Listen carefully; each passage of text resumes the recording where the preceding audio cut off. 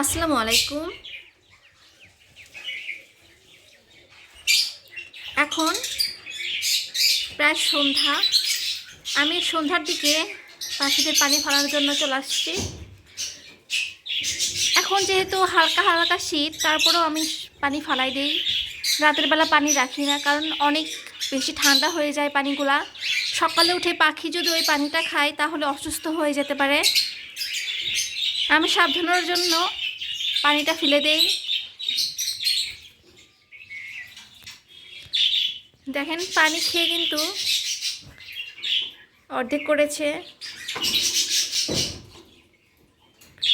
আমার পাখিরা সবটা খাবার পানির ভিতর দিয়ে তারপরে খায়। আমি বুঝি না কেন, নরম করে খায় নাকি। সব সময় দেখি এরকম হচ্ছে পানির ভিতরে খাবার।